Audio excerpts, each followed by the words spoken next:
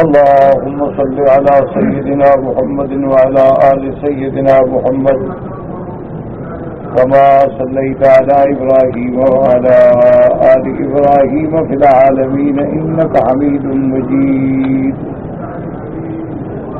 أعوذ بالله من الشيطان الرجيم. بسم الله الرحمن الرحيم.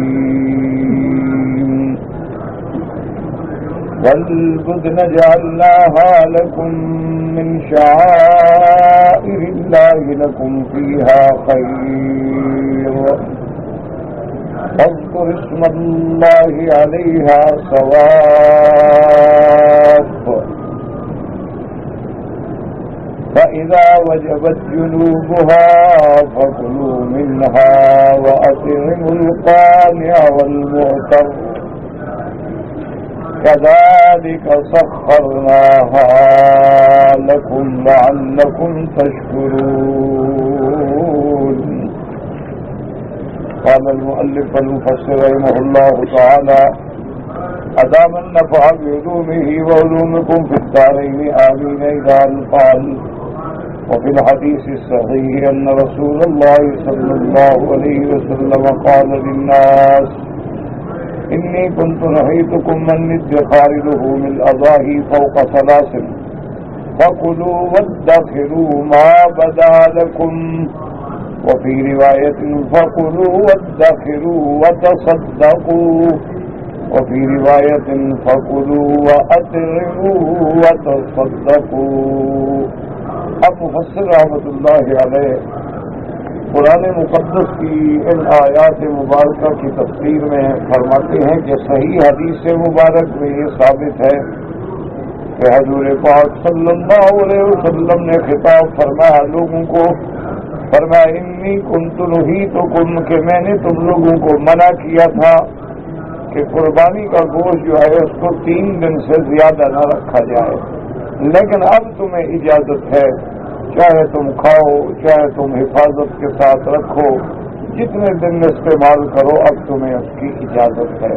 اس کی وجہ یہ ہے کہ احکام جو تھے نا میرے آقا رحیم سے رحمت للعالمین تھے، تو ان کے تمام احکام رحمت پہ مشتمل ہوتے تھے۔ ابتدا میں غربت زیادہ تھی تو اس لیے حضور نے حکم دیا کہ قربانیوں کا گوشت جو ہے 3 دن سے زیادہ نہ رکھا جائے، تاکہ ہر آدمی چلائے دوسروں کو پہنچائے کہ 3 دن کے بعد خراب ہو جائے گا۔ اور اس دور میں ان کی حفاظت کا کوئی ذریعہ بھی نہیں تھا، بڑی مشکل سے لوگ جو ہے گوشت کو خشک کر کے اور اس کو پکا کے اور سکھا کے اور اس طرح بڑی مشکل سے حفاظت ہوتی تھی۔ اب تو خیر ایسے دور آ گئے ہیں کہ سارا سال کے لیے گوشت جو ہے خرید ہو جاتے ہیں۔ یہاں بھی بڑے بڑے ماشاءاللہ خیرات کے مراکز ہیں جن لوگوں نے بڑے بڑے کلاجے لگائے ہوئے ہیں اور ان میں باقاعدہ پورے سال کے لیے وہ ہزاروں کی تعداد میں اس میں بکرے جو ہیں فریز کر دیتے ہیں اور روزانہ پھر وہ چلاتے رہتے ہیں۔ غریب آتے ہیں، محلے کے لوگ آتے ہیں، ان کو پکا ہوا بھی دیتے ہیں اور کچا گوشت بھی دیتے ہیں اور راشن بھی دیتے ہیں ماشاءاللہ۔ ایسے اہل خیر بھی موجود ہیں کہ جنہوں نے وصیت کی اپنے مرنے کے بعد کہ میری موت کے بعد 100 اونٹ جو ہے روزانہ ذبح کر کے غریبوں کو تقسیم کیا جائے۔ تو آج ان کو مرے ہوئے کئی سال گزر گئے لیکن وہ ذبح ہوتے ہیں، خیرات ہوتے ہیں۔ ان کی اولاد کو بھی اللہ نے حیا دیا ہے کہ وہ اپنے والد کی اس وصیت پہ عمل کرتے ہیں۔ ہر شہر میں انہوں نے بنا دیا 5 10 15 20 ادھر 5 ادھر 10 ادھر 2 ادھر، اور وہ ذبح ہوتے ہیں اور تقسیم ہو جاتے ہیں۔ یہ تو اللہ کی توفیق ہے، اللہ جس کو عطا فرما دے۔ تو اب چونکہ شریعت کا حکم یہ تھا کہ قربانی کے گوشت میں 1/3 جو ہے ایک حصہ آپ خود کھائیں، ایک حصہ دوستوں کو ہدیہ دیں، ایک حصہ جو ہے غریبوں کو تقسیم کریں۔ تو پہلا حکم یہ تھا کہ جو حصہ تم نے بھی رکھا ہے 3 دن سے زیادہ نہ رکھو۔ اب حضور پاک نے اجازت دے دی کہ تم رکھو، حفاظت کرو، خیرات کرو، صدقہ کرو، خود کھاؤ، تمہاری مرضی۔ اسی لیے فرماتے ہیں کہ اب حضور پاک نے اجازت دے۔ والقول الثانی ان الوضحی یاکل النصف ویتصدق بالنصف، پہلا قول جو تھا وہ یہی تھا کہ 3 حصے کیا جائے، ایک حصہ قربانی کرنے والا خود کھائے، ایک حصہ ہدیہ کر سکتا ہے اور ایک حصہ غریبوں کو دے دے. اور دوسرا قول یہ ہے کہ قربانی کا گوشت جو ہے وہ آدھا آدمی خود استعمال کرے اور آدھا جو ہے وہ غریبوں میں تقسیم کر دے، کیونکہ انہوں نے بھی اسی آیت مبارک سے استدلال پکڑا ہے. انہوں نے فرمایا فَكُلُوا مِنْهَا وَأَطْعِمُوا الْبَائِسَ الْفَقِيرَ وَلِقَوْلِهِ فِي الْحَدِيثِ فَكُلُوا وَادَّخِرُوا وَتَصَدَّقُوا فَإِنْ أَكَلَ الْكُلَّ فَقِيرٌ لَا يَضْمَنُ شَيْئًا. تو بعض مفسرین نے فرمایا کہ آدھا کرو، آدھا خود کھائیں اور آدھا جو ہے محتاج اور فقیروں کو دیتے. حدیث مبارک میں بھی یہی ہے کہ خود بھی کھاؤ، اس کو محفوظ بھی رکھو اور خیرات بھی کرو. اگر مفسر رحمۃ اللہ علیہ فرماتے ہیں کہ اگر بفرض محال کسی نے قربانی کا سارا گوشت ہی استعمال کر لیا تو اس پہ کوئی جرمانہ نہیں ہوگا، لیکن اس نے خلاف اولا، خلاف افضل پہ کام کیا ہے. کیونکہ بعض غریب ہوتے ہیں نا، اس کا کتنا توفیق جو ہے کہ قربانی تو کر لی لیکن اب گھر میں اور کچھ نہیں تھا تو وہ استعمال کر سکتے ہیں اگر سارا بھی کرنا چاہے. جیسے کہ حدیث مبارک میں آتا ہے کہ ایک صحابی سے غلطی ہو گئی، مسئلہ اظہار تھا، تو حضور نے فرمایا کہ ایک غلام آزاد کرو. اس نے کہا یا رسول اللہ میری اپنی گردن تو ہے اور غلام تو ہے کوئی، اگر میری گردن کاٹنے کا حکم ہے شریعت میں تو حاضر ہے اور غلام میں کہاں سے لیا. تو حضور پاک نے فرمایا کہ اچھا ایسا کرو کہ 2 مہینے کے متواتر روزے رکھو. انہوں نے کہا یا رسول اللہ میں تو ایک دن کا روزہ مشکل سے رکھتا ہوں تو 2 مہینے اکٹھے کیسے روزے رکھوں گا. حضور صلی اللہ علیہ وسلم نے فرمایا کہ اگر تم 2 مہینے کے روزے بھی نہیں رکھ سکتے ہو تو 60 مسکینوں کو کھانا کھلاؤ. انہوں نے کہا یا رسول اللہ 60 مسکینوں کو کھانا کہاں سے کھلاؤ. تو آپ نے فرمایا پھر صبر کرو. پھر بیٹھ گیا تو حضور کی خدمت میں کسی نے ہدیہ بھیجا. تو جب حضور صلی اللہ علیہ وسلم کی خدمت میں کھجوروں کا کافی ماشاءاللہ بڑے بڑے زنبیل بھرے ہوئے آئے تو حضور نے فرمایا بھی وہ کہاں ہے وہ آدمی جس نے ادا کرنا ہے جرمانہ. تو اس نے کہا میں بیٹھا ہوں یا رسول اللہ نے فرمایا یہ لے جاؤ اور یہ خیرات کر کے 60 مسکینوں کو کھلا دو. اس نے کہا یا رسول اللہ پورے مدینہ منورہ میں مجھ سے زیادہ غریب کوئی نہیں ہوگا اور کس کو کھلاؤں، میں خود نہ کھاؤں. آپ نے فرمایا اچھا تم جاؤ خود کھا. حضور صلی اللہ علیہ وسلم نے رعایت فرما دی. تو بہرحال امام ابو حنیفہ رحمۃ اللہ علیہ فرماتے ہیں کہ یہ رعایت تو تھی، مانا یہ تھا کہ تم غریب ہو محتاج ہو کھا لو، جب اللہ دے گا تو جرمانہ ادا کرنا. یہ نہیں ہے کہ خود کھا لو تو جرمانہ ادا ہو جائے. باقی ائمہ فرماتے ہیں کہ نہیں خود بھی کھا لے تو جرمانہ ادا ہو گیا. حضور نے فرمایا غریب ہو تو چلو جاؤ کھا لو. تو اس لیے بہرحال حالات کے مطابق اس قسم کے احکامات جو ہیں وہ دیے جاتے ہیں تو آدمی کو سمجھنے کی کوشش کرنی چاہیے. اب دیکھیں نا جی کہ قرآن کی تو ایک ہی آیت ہے نا فَكُلُوا مِنْهَا وَأَطْعِمُوا الْبَائِسَ الْفَقِيرَ اور دوسری جگہ فَكُلُوا مِنْهَا وَأَطْعِمُوا الْقَانِعَ وَالْمُعْتَرَّ. تو اب اس سے بعد میں نے فرمایا کلو منہا خود کھاؤ ایک حصہ، محتاج کو دو 2 حصے، فقیر کو 2 3 حصے، تو لہٰذا 3 حصوں میں تقسیم کرو. آیت ایک ہے. اچھا بعض علماء نے فرمایا نہیں مانے یہ ہے کہ فقیر اور محتاج تو بابا ایک قسم ہے نا، تم کھاؤ اور ان کو دو، یعنی آدھا تمہارا اور آدھا ان کا.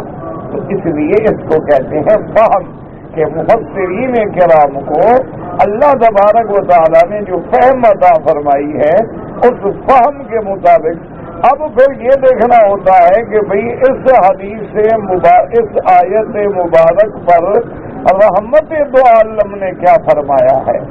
اس لیے ہمیشہ سمجھا کرے ایک چھوٹی سی لفظ کی وجہ سے آدمی کو بڑا ہو جاتا ہے. جیسے کل میرا ایک بھائی کہہ رہا تھا کہ جی یہ آدمی کوئی اپنے والدین کے لیے قربانی کرے تو جائز ہے. ہاں بھی جائز ہے. تو غیر اللہ کے لیے ہو گئی. تو یہ ایک اللہ عقل دے، اللہ فہم دے، دعا کرے.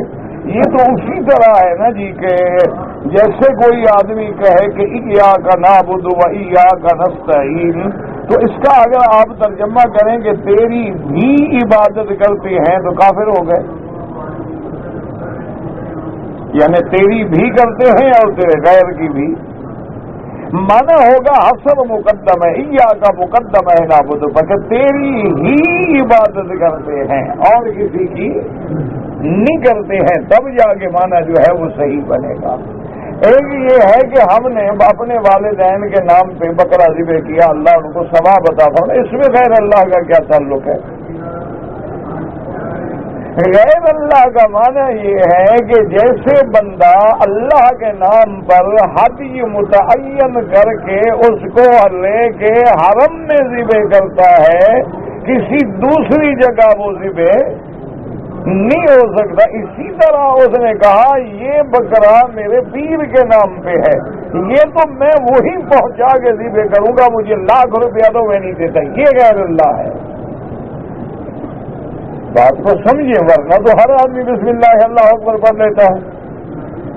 اصل بات کو سمجھنا چاہیے، ہوتی ہے تعویل لوگوں کو دیکھو جی ماں باپ کی قربانی جائز ہے تو پھر پیر کی جائز کیوں نہیں ہے؟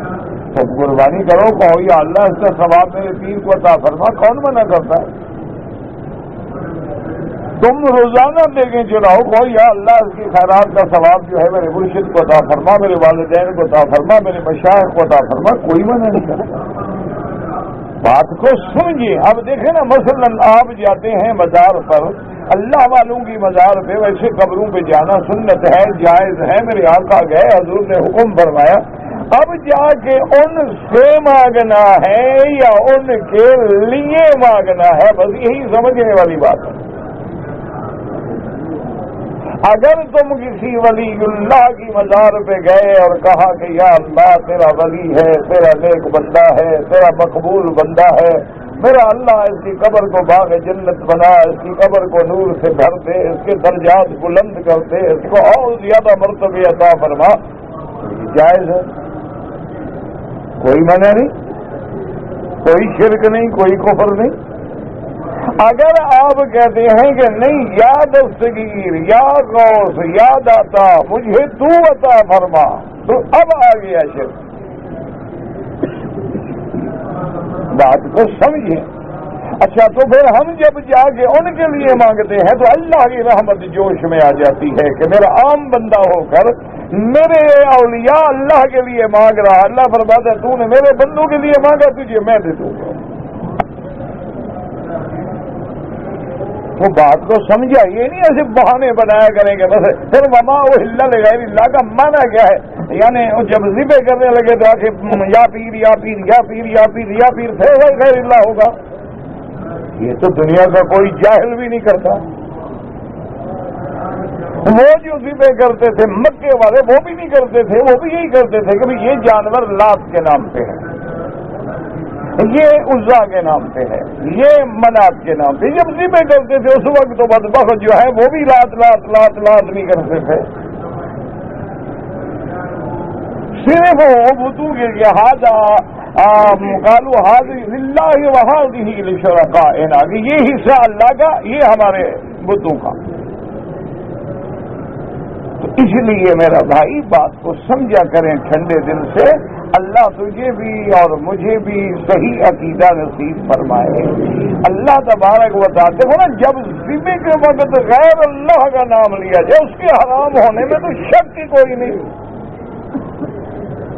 وہ تو ایک اندھا بھی کہے گا کہ حرام ہے، لیکن جب نسبت کسی غیر کے ساتھ کر دی، یہ چوٹی پیر کی ہے، مزار پہ جا کے منڈوائیں گے، اب غیر اللہ کی نسبت آ جائے، یہ میں نے خیرات کرنی ہے لیکن سائیں کے آستان پہ جا کے دے کے چڑھاؤں گی، اب نسبت غیر اللہ کے لیے آ گئی۔ یہاں سے میں نے اجمیر شریف پہ جا کے چادر بھی چڑھانی ہے اور دیگیں بھی پکانی ہے، اور پکانی وہی ہے اجمیر میں مزار پر، غیر اللہ کی نسبت آ گئی۔ اگر ثواب پہنچانا ہے مکے میں پکاؤ، دعا کرو اللہ اس کا ثواب حضرت معین الدین اجمیری کو عطا فرما، کون منع کرتا؟ ثواب تو اللہ نے دینا ہے نا، اگر چاہے تم مزار پہ جا کے پکاؤ یا مکے میں پکاؤ، ثواب دینے والی تو خدا کی ذات ہے، وہاں کوئی ہم اپنے ہاتھ سے لے کر تو نہیں پہنچائیں گے اندر، یا وہاں کوئی ڈاکانے والا بیٹھے اس کو دیں گے ثواب وہ پہنچائے گا، ثواب تو اللہ پہنچائے گا۔ تو آپ یہ شرط نہ کریں، پابندی نہ لگائیں کہ یہ میرے حتیٰ کہ صرف پیر کی بات نہیں، بعض علماء نے فرمایا کہ اگر کوئی بندہ جانور رکھ لیتا ہے کہ جناب ہاذا اسم اللہ امیر، جب گورنر آئے گا اسی کے نام پر ہے، تو یہ بھی غیر اللہ ہے، میرا اس کا ذبیحہ بھی حرام ہے کہ کسی نہ کسی شکل میں اس نے غیر اللہ کا حصہ اندر ڈال دیا۔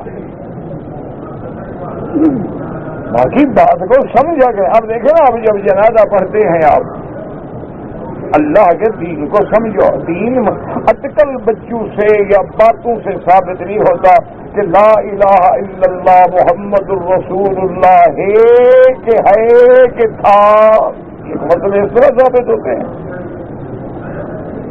کہ لا الہ الا اللہ نوح نجی اللہ، اس کا معنی کیا کرو گے؟ ہے کہ تھا۔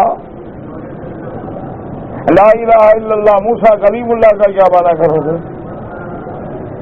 لا الہ الا اللہ عیسیٰ روح اللہ کا کیا معنی کرو گے؟ یہ مسئلے اس طرح ثابت نہیں ہوتے۔ اللہ کا قرآن ہو، نفس قطعی ہو، اور دوسری بات یہ سمجھو کہ ایک اب حضور کے لیے قربانیاں تو ساری دنیا کرتی رہی، صحابہ نے بھی کی، حضرت علی نے بھی کی، لیکن کیا کبھی بازار مبارک میں بھی جا کے کسی نے جانور ذبح کی ہے؟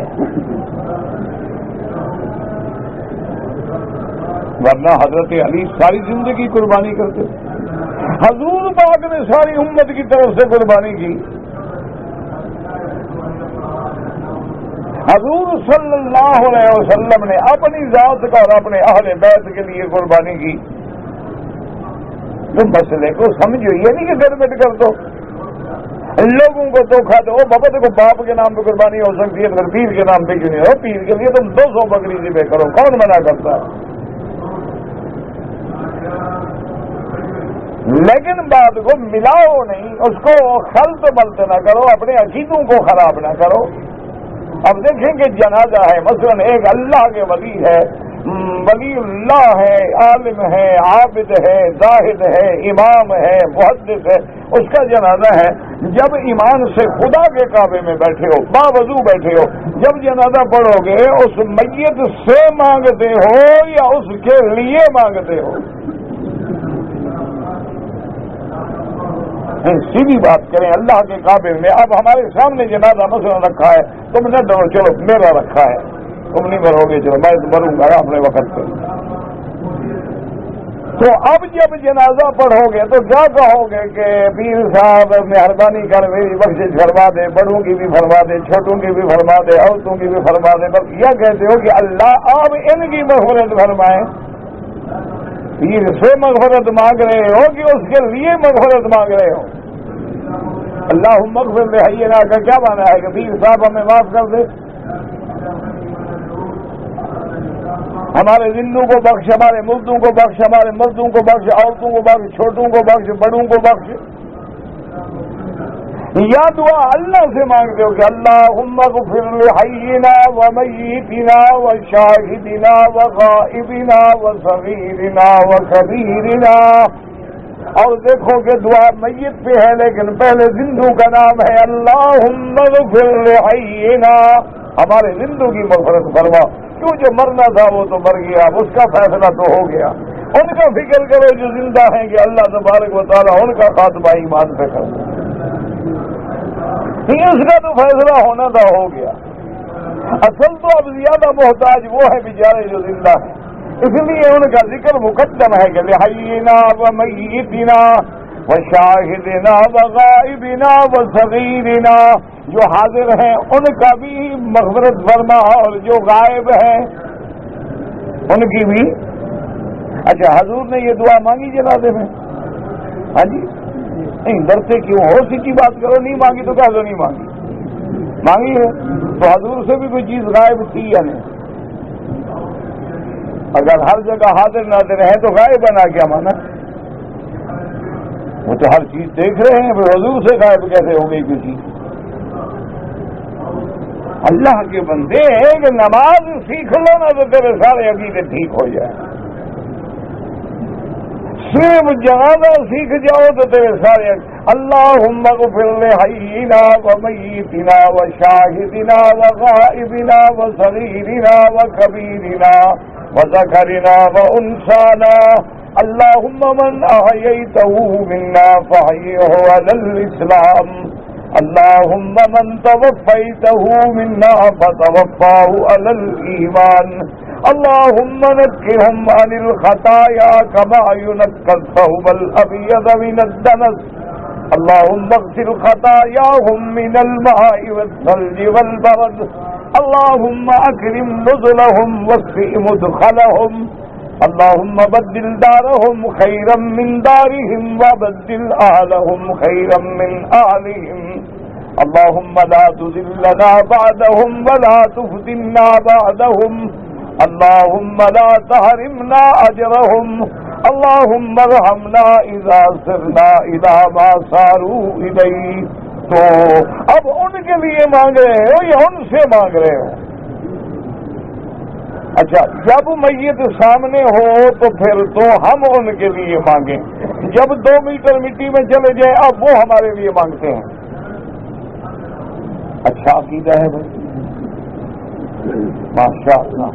یعنی جب تک باہر ہیں تو ہماری دعاؤں کے محتاج ہیں، جب زمین میں نیچے چلے گئے اب ہم ان کی دعاؤں کے محتاج ہیں. خدا کا خوف کرو، اپنے عقیدے ٹھیک کرو. اللہ تبارک و تعالیٰ یاد رکھو ہر گناہ کی معافی مل جائے گی. اللہ اپنے باغی کو کبھی معاف نہیں کرتا. مشرک سے بڑا باغی کون ہے کہ کھاتا خدا کی ہے اور گاتا پیروں کی ہے؟ پیدا تو خدا کرے اور سجدہ قبروں پہ کرے، جانور خدا پیدا کرے اور ذبح غیروں کے نام پہ کرے، اس سے بڑا باغی کون ہو سکتا؟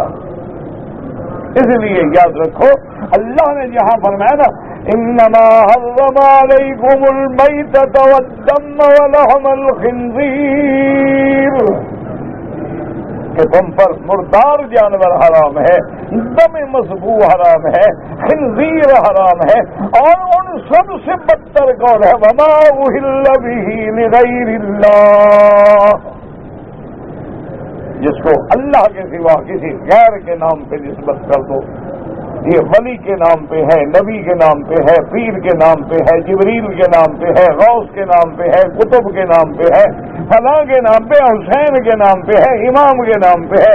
او بس غیر کی نسبت آئی. اللہ نے فرمایا تو جان غیر جانے، میرے پاس کوئی ثواب نہیں، اسی سے جا کے اجر حاصل کرو. انا اغنی الشرکاء، میں شریکوں سے غنی ہوں، میں وحدہ لا شریک ہوں، مجھے کسی شریک کی ضرورت ہے. اس لیے اپنے عقیدوں کو خدا کے لیے ٹھیک کرو، اپنے عقیدوں کی اصلاح کرو. یہ اگر مگر سے مسئلے ثابت نہیں ہوتے، مسئلے اللہ کے قرآن سے ثابت ہوتے ہیں. یہ تو نہیں ہوتا نا جی کہ اگر جناب ہم اذان سے پہلے صلاۃ و سلام پڑھتے ہیں، صلاۃ و سلام کا حکم تو قرآن میں ہے کہ یا ایھا الذین آمنوا صلوا علیہ وسلموا تسلیما. اب اگر وضو کے ساتھ ہے، مؤذن ہے، اونچی جگہ کھڑا ہے اور اگر اس نے پڑھ لیا تو بولی سے مگر آپ کو کیا تکلیف ہے؟ یہ اگر مگر سے مسئلے ثابت نہیں ہوتے. چلو میں آپ سے پوچھتا ہوں، اگر ایک آدمی نے طواف کے 7 چکروں کے بجائے 8 کر لیے تو مگر کیا ہوگا؟ اگر 4 رکعتیں عشاء کے بجائے 6 پڑھنی شروع کر دے تو پھر مگر کیا ہوگا؟ کافر ہو جائے گا. اگر 9 کے بجائے وہ عرفات کو 10 کو چلا جائے تو پھر مگر کیا ہوگا؟ یہ اگر مگر سے بھی تو دنیا میں مسئلے ثابت ہوتے ہیں. خدا کا خوف کرو، اللہ کو نہیں جواب دینا، قبر میں نہیں جانا ہے، کوئی میدان حشر نہیں ہوگا، کوئی سوال جواب نہیں ہوگا کہ کبھی تعویل کرو، کبھی تحریف کرو، کبھی تبدیل کرو، کبھی تغیر کرو، کبھی حدیثوں کے معنی کو الٹ پیش کر کے لوگوں کو گمراہی میں ڈالو. قبر بھی ہے، میدان حشر بھی ہے، اللہ کی دربار میں بھی جانا ہے. اس لیے بلا وجہ ایسی باتیں نہ کیا کریں کہ او جی والد کے نام پہ جائز ہے. ہاں جی جائز ہے، بالکل جائز. خدا کے بندے عقل کرو. اللہ اکبر. اب دیکھیں کہ قربانی کا جانور ہے اس میں اسلام کتنی تحقیق کر رہا ہے کہ کتنا رکھو اور کتنا تقسیم کرو. اس میں بھی دو قول آ گئے. ایک قول کیا ہے کہ 3 حصے کرو اور ایک قول کیا ہے کہ 2 حصے کر سکتے ہو, آدھا خود رکھو اور آدھا کسی کو دے دو. وقال بعضهم يضمنها كلها بمثلها أو قيمتها وقال يضمن نصفها وقيل ثلثها وقيل أدنى جزء منها. اور بعض علماء فرماتی ہیں کہ اگر اس نے قربانی کرنے کے بعد گوشت سارا کھا لیا ہے تو پھر اس کے بدلے میں قیمت دینی ہوگی یا اس کے بدلے میں اتنی جانور دینا ہوگا. اور بعض فقہا کہتی ہیں کہ نہیں آدھے کا دینا ہوگا, آدھا تو اس کے لیے حلال تھا. اور بات کہتی ہے نہیں تیسرا حصہ اصل حکم وہی ہے کہ 3 حصے کریں. ایک حصہ اپنے لیے, ایک حصہ فقیروں کے لیے, ایک حصہ اپنے دوستوں کے لیے ہدیہ کر سکتے ہیں. أما الجلود ففي مسر عمدا قتادة بن النعمان في حديث الرضاع فكلوا وتصدقوا واستمتعوا بجلودها ولا تبيعوها. ومن العلماء من رخص في بيعها من قال يقاسم الفقراء فيها والله أعلم. اب جانور کے چمڑے کی بات ہے, اس کے اندر حکم ہے کہ کھائیں خیرات کریں. اگر تمہیں ضرورت ہے تو چمڑے سے فائدہ اٹھا سکتے ہو لیکن بیچ نہیں سکتے ہو. اصل یہ ہے کہ چمڑا بھی غریبوں کو دے دو. اصل جو حکم ہے جس پہ جمہور کا فتویٰ ہے کہ چمڑا جو ہے وہ بھی غریبوں کو دے دیں, مدارس میں دے دیں اور مساجد میں طلبا کو دے دیں. بعض کہتے ہیں کہ وہ بیچ کے بھی فائدہ اٹھا سکتا ہے لیکن افضل مسئلہ جمہور کا یہ ہے کہ خود فائدہ نہ اٹھائے. عن البراء بن عازب رضی اللہ تعالی عنہ قال قال رسول اللہ صلی اللہ علیہ وسلم إنا فلما نبدأ به يومنا هذا أن نصلي ثم نرجع فننهر فمن فعل فقد أصاب سنتنا ومن ذبح قبل الصلاة فإنما هو لحم قدمه لأهله ليس من نسكه شيء أخرجاه. اب جناب فرماتی ہیں کہ حضرت براء ابن عازب رضی اللہ تعالیٰ عنہ سے روایت ہے کہ میرے محبوب نے محبوب دو عالم رحمت دو عالم سیدنا محمد رسول اللہ صلی اللہ علیہ وسلم نے فرمایا کہ اول ما نبدا, عید کے دن سب سے پہلا کام کیا ہے کہ ہم نماز عید ادا کریں. سب سے پہلا کام عید کی نماز کے بعد جب واپس آئیں ثم نرجع فننحر, آنے کے بعد پھر ہم اپنے جانور قربانی کے ذبح کریں. حضور پاک نے فرمایا جس نے ایسا کیا اس نے ہمارے طریقے کو لازم پکڑا, اور جس بندے نے عید کی نماز سے پہلے جانور ذبح کر لیا گوشت تو ہے لیکن قربانی ادا نہیں ہوگی کیوں اس نے مخالفت کی سنت رسول اللہ. اب یہاں کوئی کہے جی اگر کر لیا تو گھنٹے کا فرق ہے جی, اب مگر پھر کیا ہوگا, وہ ادا ہی نہیں ہوگا. اس لیے حدیث مبارک میں آتا ہے کہ سیدنا علی رضی اللہ تعالیٰ عنہ عید کے دن تشریف لائے. عیدگاہ میں ایک بندہ کھڑا سنتیں پڑھ رہا ہے. حضرت علی نے غصے میں آ کے حکم دیا کہ نماز توڑو, کیا پڑھ رہے ہو؟ اس نے کہا حضرت علی آپ کیوں غصہ کریں, نماز ہے, اللہ کی نماز پڑھ رہا ہوں اور کیا پڑھ رہا ہوں, خدا کے بندے نماز پڑھ رہے ہو.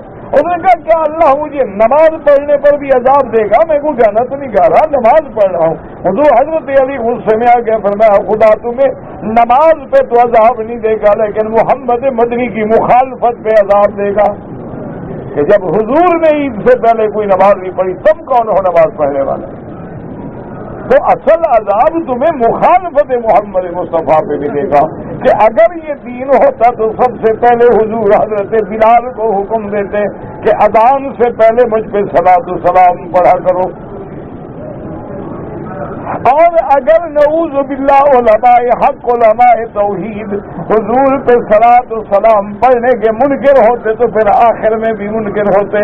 وہ تو آج بھی کہتے ہیں کہ جب اذان ہو اسی طرح کہو جیسے مؤذن کہتا ہے, اور جب مؤذن اذان ختم کرے تو کیا کہو اللہم صلی علی محمد وعلی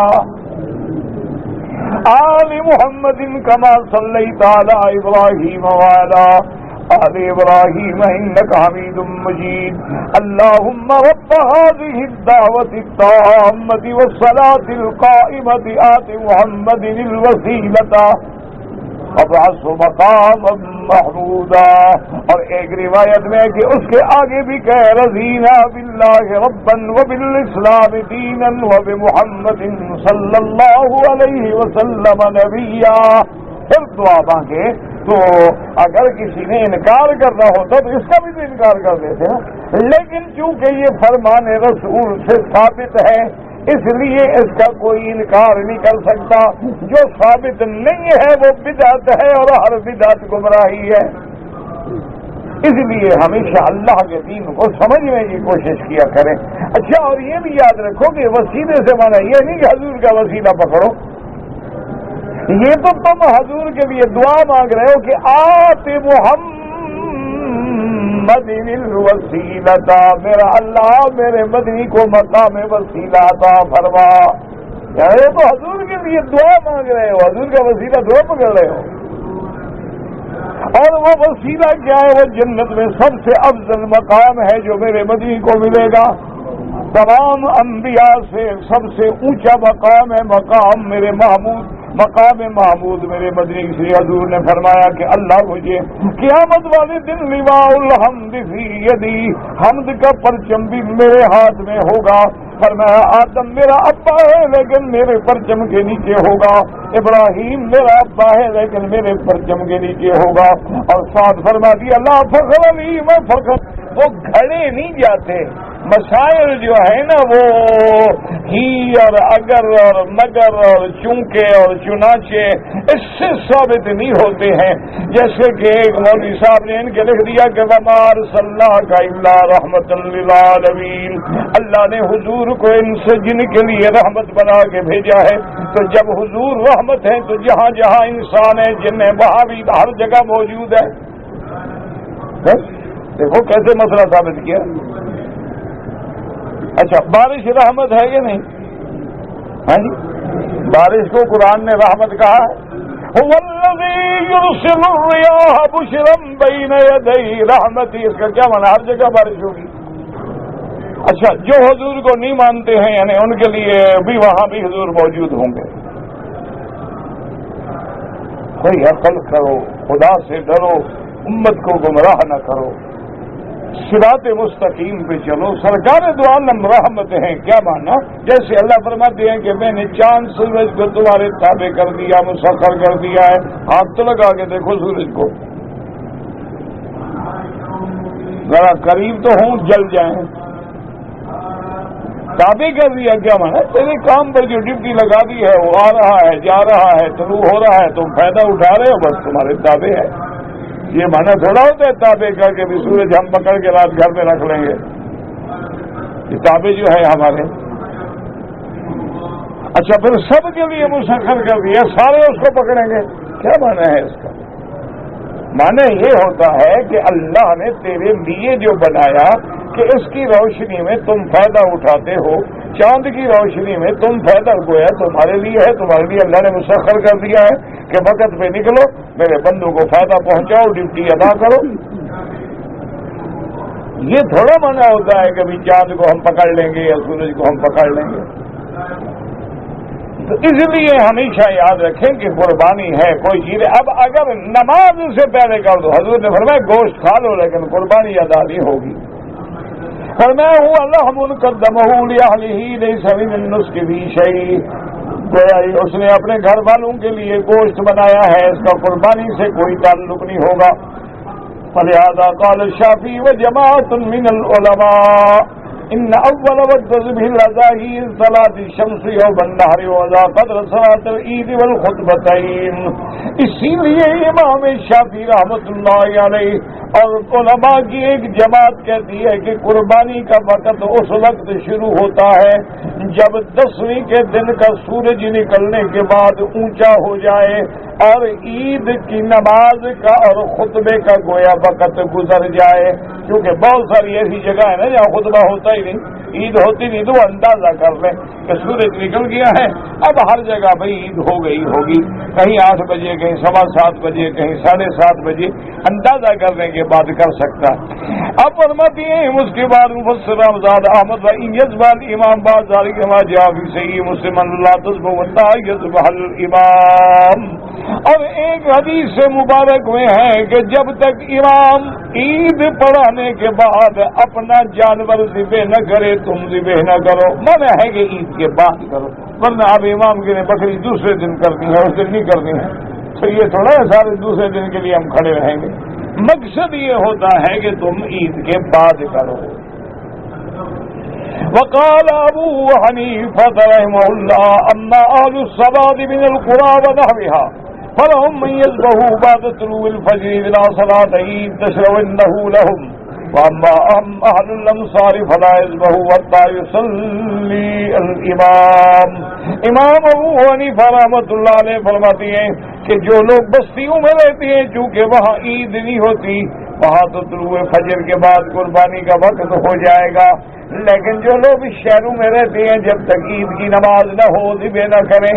اب دیکھیں یہ شان ہوتی ہے کہ امام شافعی کا بھی بیان کر رہا ہے، امام ابو حنیفہ کا بھی بیان کر رہا ہے، یہ علماء کی شان ہوتی ہے۔ امام شافعی کا یہ قول ہے، امام ابو حنیفہ کا یہ قول ہے، امام مالک کا یہ، کیوں یہ ائمہ اربعہ برحق ہیں رحمت اللہ علیہم اجمعین، اللہ ان پہ کروڑوں رحمتیں فرمائے۔ اس کے بعد فرماتی ہیں ثم قیل لا یشرب الجبین لا یوم النحر وحدہ، کہتی ہیں کہ امام صاحب کے نزدیک قربانی جو ہے صرف 10ویں دن ہو، وقیل یوم النحر لأهل الامصار تيسر الاضاحی عندهم واما اهل القرى فيوم النحر وايام التشریق بعدہ، اس شہر والے پہلے دن کریں اور دیہات والے جو ہیں وہ 10ویں 11ویں 12ویں بعد میں بھی کر سکتے ہیں۔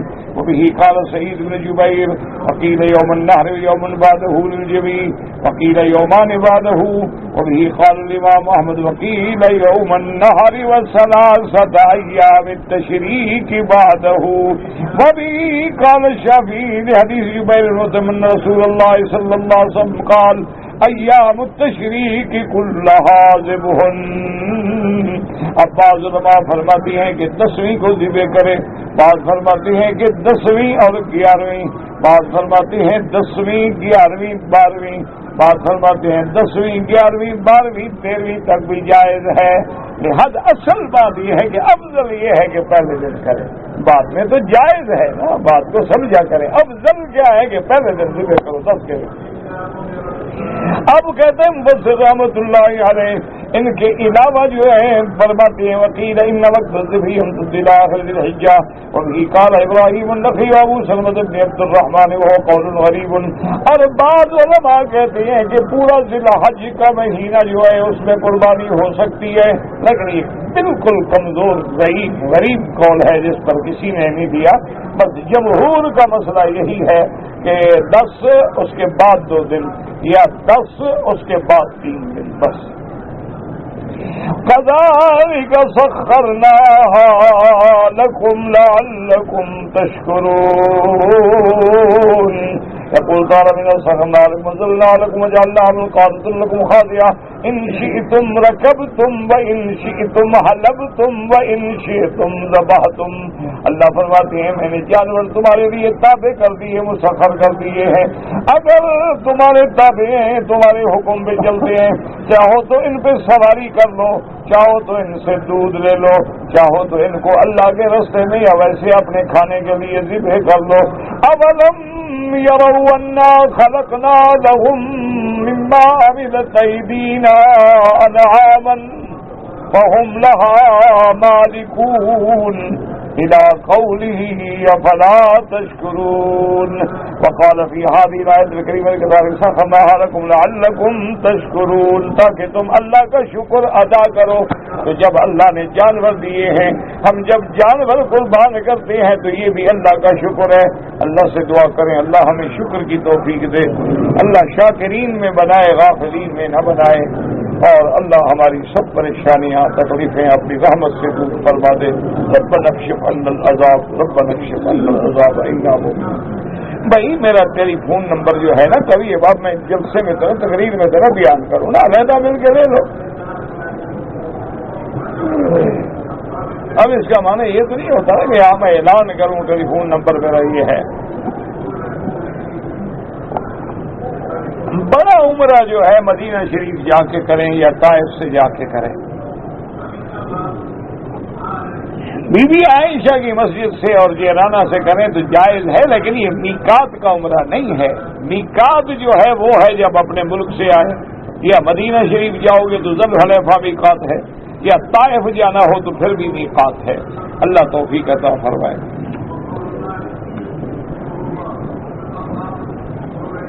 کہتے جی کہ حرم کے اندر جو ہیں صفیں جگہ موجود ہے اور لوگ باہر کھڑے ہو جاتے ہیں، یہ زیادتی ہے.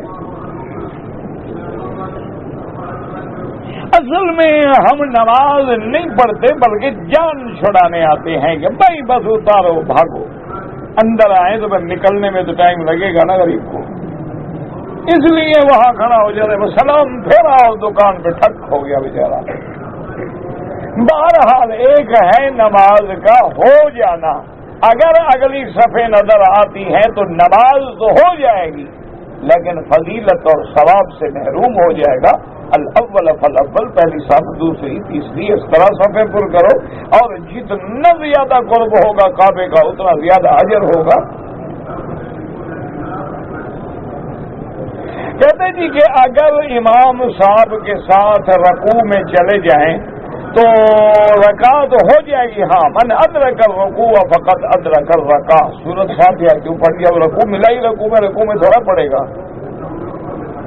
اگر کوئی زندہ آدمی ہے، اس نے وصیت کی ہے تمہیں، مجبور ہے، معذور ہے، تو اس کے لیے عمرہ کریں، طواف کریں، ورنہ اپنے لیے کر کے اس کے لیے دعا کرو. کہتے ہیں جی ہمارے ملک میں حکومت نے جو انعامی بانڈ جاری کیے ہیں، مجھے نہیں پتا ان پالیسی کیا ہے. جب تک کہ پالیسی سامنے نہ ہو آدمی کوئی فتویٰ نہیں جاری کر سکتا ہے. آپ انعامی بانڈ کی پالیسی مجھے لا کر دیں کہ ان کے کیا شرائط ہیں، کیا طریقہ کار ہے. بظاہر تو جوا لگتا ہے، باقی آدمی بتا نہیں سکتا جب تک سارا پڑھے نہیں.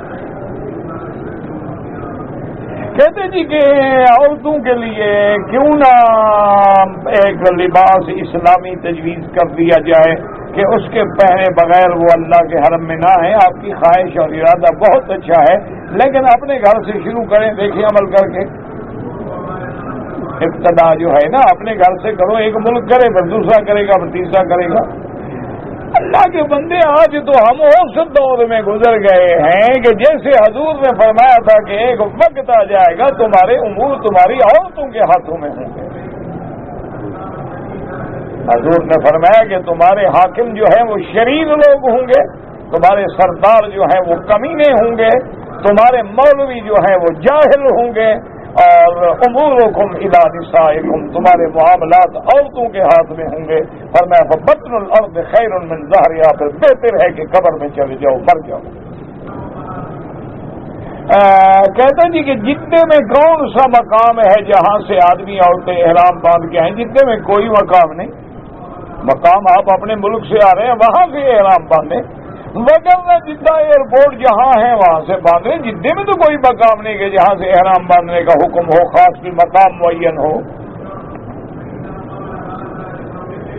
یا لا یزنی الزانی حین یزنی، یہ تشدید ہے، وہ کافر نہیں ہو جاتا.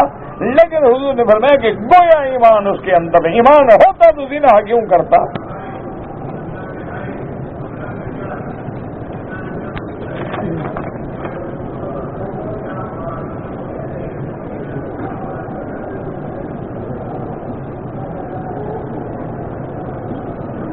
بہرحال باہر پردہ جو ہے وہ ضروری ہے، اور ہر قیمتی چیز کا حجاب ہوتا ہے. ٹھیک بات ہے آپ کی. دیکھو نا، اب ہیرے کی انگوٹھی چھپاتے ہیں، ٹکے کی ہو کون چھپاتا ہے؟ اللہ نے تو عورت کو عزت دی ہے، وہ اپنا بے عزتی کرانا چاہتی ہے، اس کی مرضی ہے. میں بیمار ہوں، اللہ ہر بیمار پہ رحم کرے. آپ میرے لیے بھی دعائیں کریں اور میں آپ کے لیے دعا کروں. اور تو پلے میں ہے کچھ نہیں.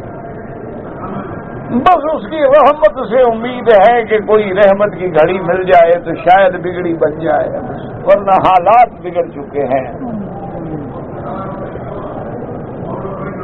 میں نے طواف کیا تھا فجر کو صبح کی نماز کے بعد، پھر 2 رکعت نہیں پڑھی، میں گھر چلا گیا۔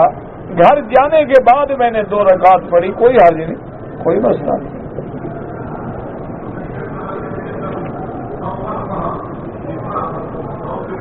طواف کرنے کے بعد میں دعا کرتا ہوں کہ اس کا ثواب میرے رشتہ داروں کو ملے، سب کو نہیں، ایک کو۔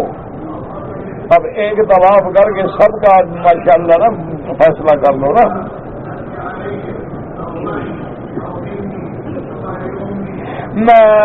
میرے دوست نے عمرہ کیا، بال نہیں کٹوائے، احرام کھول دیا۔ اس کی بیوی بھی ساتھ تھی، اس نے بھی بال نہیں کٹوائے، احرام کھول دیا۔ دونوں بال بھی کٹوائیں اور ایک ایک بکری دم بھی ادا کریں۔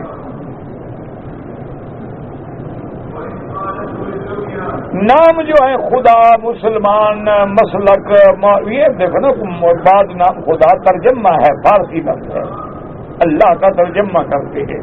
مسلمان تو قرآن میں ہے، انا اول المسلمین فلہ اسلموا۔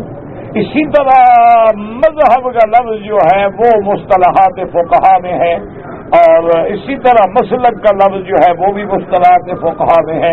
مسلم کا لفظ، دین اسلام کا لفظ، عالم کا لفظ، جماعت مسلم، یہ سارے قرآن میں موجود ہیں۔ اور بعض الفاظ ترجمہ ہوتے ہیں، جیسے ہم کہہ دیتے ہیں یا اللہ، یا اللہ میرے خدا نے یہ فرمایا ہے، تو لفظ خدا گویا اللہ کا ترجمہ ہے۔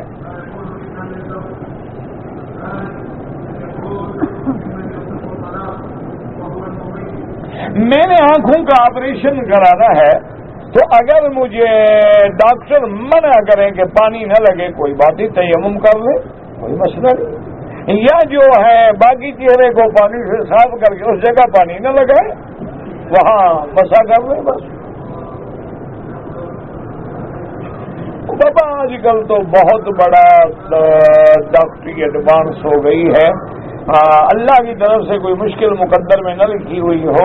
اب تو زیادہ سے زیادہ 1 گھنٹہ ہسپتال میں رہنا پڑتا ہے، صرف 1 گھنٹہ، فیکو مشین کے ساتھ ٹانکے اندر لگ جاتے ہیں آدھے گھنٹے میں، اور 1 گھنٹے کے بعد جاؤ چھٹی، السلام علیکم، نہ پٹی کی ضرورت ہے نہ کسی چیز کی ضرورت ہے۔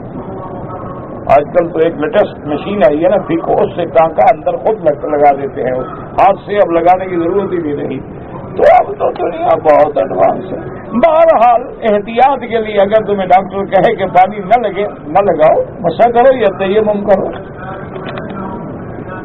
بہرحال گزارش یہ ہے جی کہ آپ نے 15 سال سے یا 20 سال سے شہر میں کام کیا ہے، بھائی کو بھی آپ نے بلایا ہے، وہ بھی آپ کے ساتھ کام کرتا ہے، لیکن جب اس کو کام شروع کرایا تو کیا حصہ کوئی طے کیا تھا یا تنخواہ طے کی تھی؟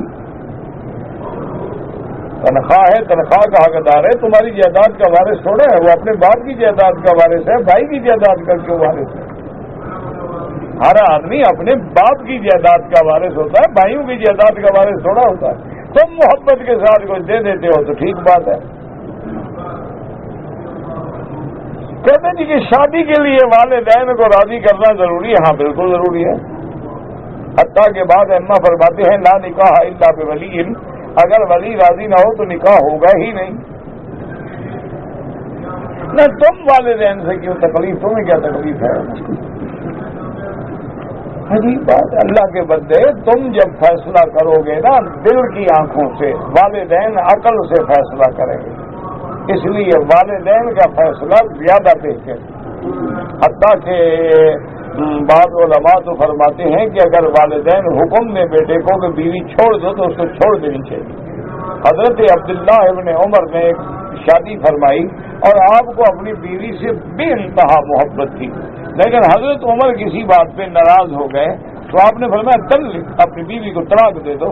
عبداللہ ابن عمر نے اسی وقت طلاق دے دی، لیکن بعد میں حضرت عمر نے دیکھا کہ اکیلے بیٹھے رہتے تھے اور روتے رہتے تھے، تو آپ نے پوچھا ان کے ساتھیوں سے کیوں روتا ہے؟ دیکھو اپنی بیوی کو روتا ہے اور کیوں روتا ہے بیچارہ؟ آپ نے حکم دیا طلاق تو اس نے دے دی ہے، لیکن اس بیچارے کو محبت تھی بیوی سے، تو میں اس کو کہو رجوع کر لے، لیکن حضرت کے حکم پہ طلاق دے دی۔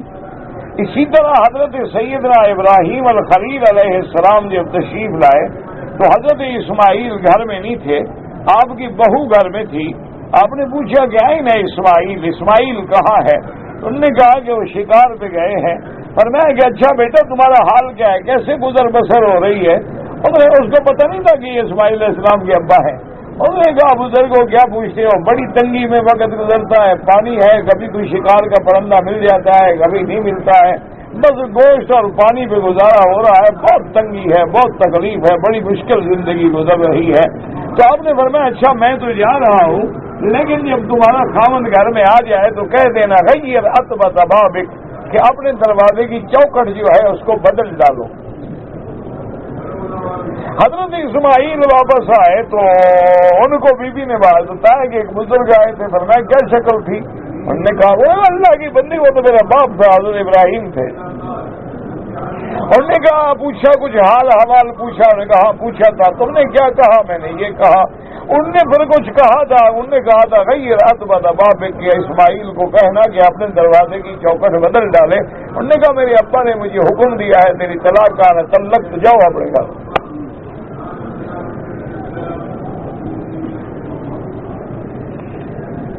تم والدین سے پوچھنے کے لیے بھی تیار نہیں ہو. واہ بھائی واہ، ایسی اولاد ہو با حیا. سبحان اللہ. دعا کرو اللہ اولادوں کو حیا دے. بہت بڑے امتحان سے ہم گزر رہے ہیں، نہ اولادوں کی آنکھ میں حیا ہے، نہ والدین کی کوئی عزت ہے، نہ احترام ہے. سامنے کھڑے ہو کے گالیاں دیتے ہیں انا للہ و انا الیہ راجعون. دعا کرو اللہ ہدایت. لیکن ایک بات یاد رکھو، والدین ہو بد دعا نہ دینا ورنہ اولاد برباد ہو جائے. کچھ ہو جائے اپنی اولاد کو، اپنے والد بچوں کو بد دعا کبھی نہ، ہدایت کی دعا. ورنہ والدین جب دعا بد دعا کرتے ہیں وہ ایسے لگتی ہے جیسے نبی کی دعا امت کو لگتی ہے. اولاد تباہ ہو جاتی، پھر بھی تو تم نے رونا ہے نا. بعد میں اولاد جب برباد ہو جائے گی تم روتے رہو گے. ان کا کیا بگڑے گا؟ پریشان تو پھر بھی تم نے ہونا ہے. تو اس لیے کبھی بد دعا نہ کریں. دعا کریں کہ اللہم اہدنا فیمن ہدیت وعافنا فیمن عافیت ربنا هب لنا من ازواجنا وذرياتنا قرة اعين واجعلنا للمتقين اماما اصلح لي في ذريتي انی تبت الیک وانی من المسلمین. اور بھی دعائیں قرآن پاک میں موجود ہیں. بہرحال میں پاکستان سے عمرے کی نیت سے احرام باندھ کے آیا، طواف صفا کیا، تھوڑے تھوڑے بال کٹوائے. اگر ٹک لگایا 2 بال ادھر سے 2 ادھر سے 2 ادھر سے تو دم پڑ گئی. بال بھی کٹواؤ اور ایک بکری دم بھی دو.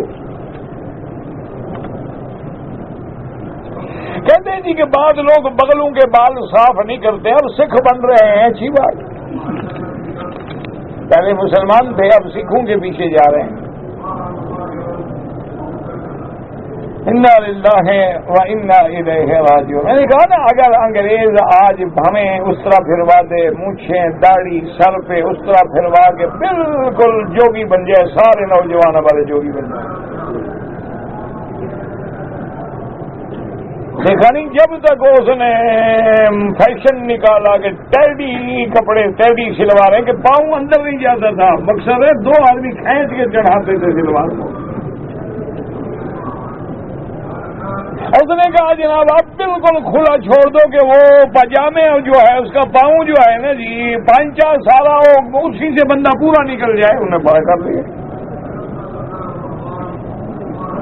اس نے کہا جناب سکرٹ پہنو. ہم نے کہا جناب نیاز مند ہم اپنی بیٹی کو بھی سکرٹ پہنا. انہوں نے کہا نہیں یہ تو بڑی سکرٹ ہے یار، منی سکرٹ پہنا. انہوں نے کہا ٹھیک ہے.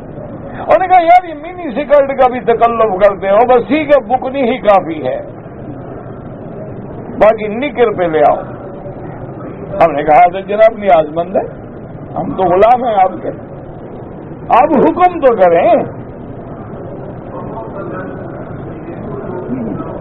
اور جی سمندر پہ لے آؤ لڑکیوں کو، کاسٹیوم پہنا کے نہلاؤ ان کو. انا للہ و انا الیہ راجعون. اللہ کے رسول نے کہا جوا حرام ہے، چلو کافروں نے سلاٹ مشین اور رولے اور بانکو پانڈو اور پتہ نہیں کیا کیا، انہوں نے کہا فکر نہ کرو، ہم جناب تمہارے لیے انعامی بانڈ، فلانا بانڈ، لاٹری فلاں، ہم تمہیں اس طرح جوا کھلا لیں گے۔ کوئی ضروری ہے کہ تم سلاٹ مشینوں پہ جاؤ اور پیسے گھماتے رہو اور نکالتے رہو، ہم تمہارے لیے اور آسانی کر دیتے۔ انا للہ و انا الیہ راجعون۔ باقی کئی مولوی چیختے رہیں گے اور فیشن بھی چلتے رہیں گے، فیصلہ ایک دن ہونا ہے جب اللہ کا دربار ہوگا اور میرا مدنی حوض کوثر پہ کھڑے ہوں گے، پھر پتہ لگے گا کہ کون کہاں کھڑا۔ بہرحال یعنی یقین فرمائیں، ایمان سے کہیں کہ ہماری بیٹی منی سکرٹ میں ہو، بال کٹے ہوئے ہوں اور گریبان شرٹ پہنا ہوا ہو، بغلیں اتنی بال بڑھے ہوئے ہوں، ناخن کتے کی طرح اتنے بڑے ہوئے ہوں، بی بی فاطمہ ساتھ کھڑائے گی؟ ہاں ایمان سے کہو، سیدھی بات کرو، بی بی فاطمہ کے ساتھ کھڑی ہوگی؟ پھر کس کے ساتھ کھڑی ہوگی یہ تمہیں بھی پتا ہے۔ اتنے بڑے بڑے ناخن ہیں ماشاءاللہ کہ خامد پر کبھی غصہ آئے نا، اس کو کسی تلوار کی خنجر کی ضرورت نہیں، وہی ایک آنکھ میں لگا دے فی امان اللہ ہو گیا انشاءاللہ۔ انا للہ حضور نے جو فرمایا ناخن کٹاؤ، اس نے کہا نہیں ہم بڑھائیں گے، ہم محمد مدنی کی مخالفت کر کے دکھائیں۔ حضور پاک نے فرمایا کہ سنن الانبیاء ہے کہ مونچھیں کٹاؤ، بغلیں صاف کرو، زیر ناف بالوں کو صاف کرو، اور 40 دن سے زیادہ نہیں گزرنے چاہیے ورنہ تمہاری نمازیں کر مکروہ ہو جائیں گے۔ نہیں جناب ہم تو بڑھائیں گے، کیوں؟ انگریز بڑھاتا ہے، سکھ بڑھاتا ہے، ہم ان کی نقل کریں گے۔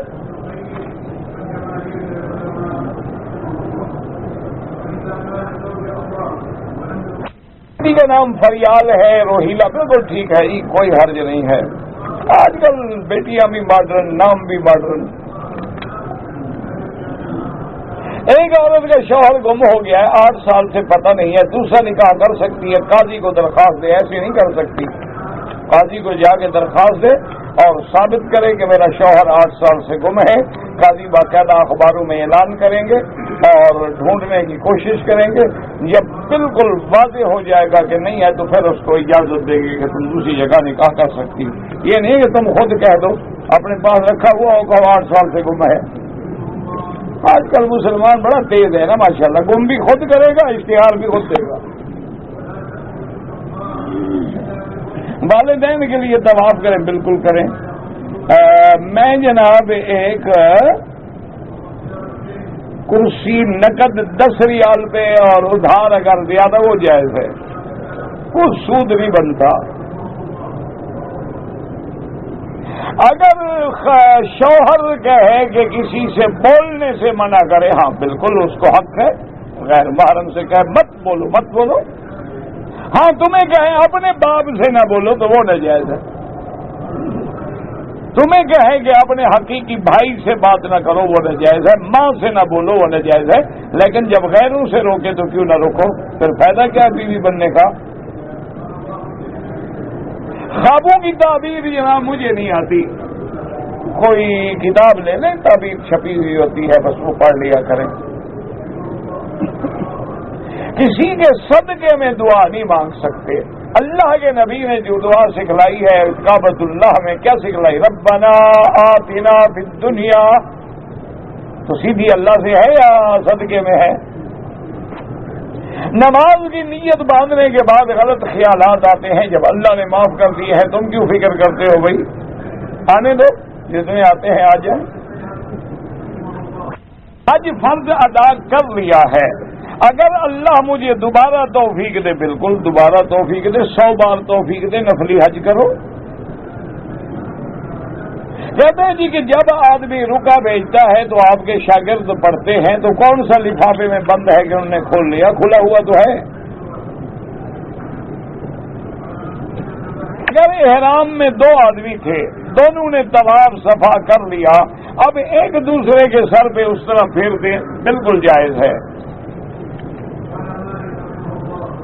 امام مہدی جب آئیں گے، ہم جب آئیں گے دیکھا جائے گا، جب آئیں گے نہیں تو ابھی کیوں جھگڑے میں پڑ رہے ہو؟ کسی کو اختیار نہیں کہ سخت کرے یا نرم کرے. حضور نے جو نرم کیا وہ نرم بتلائیں گے، جو سخت کیا وہ سخت بتلائیں گے. اگر ایک آدمی نے طواف کیا ہے مکروہ وقت میں، اس نے 2-3 طواف اکٹھے کر لیے، بعد میں 2 رکعت پڑھ لی، بالکل ٹھیک ہے، کوئی مسئلہ نہیں. ایک آدمی عمرے پہ آیا، طواف کیا، صفا مروہ نہیں دوڑا، پھر کیا کیا؟ بال مڈائے، کپڑے پہن لیے، نہیں پہنے. اگر اس نے صفا مروہ نہیں دوڑا، بال کٹوا کے کپڑے پہن لیے، دم پڑ گئی. ہاں اگر اس نے ابھی تک احرام باندھا ہوا ہے، پھر طواف کر کے صفا مروہ دوڑ لیا تو کوئی دم نہیں. میری امی اور والد نے 1988 میں حج کیا تھا، مدینہ منورہ سے آتے ہوئے احرام نہیں باندھا تھا. کیوں؟ وجہ کیا تھی؟ کوئی مجبوری تھی، وہ جدے جا رہے تھے. کوئی جب تک تفصیل نہ ہو آدمی کیسے بتائے؟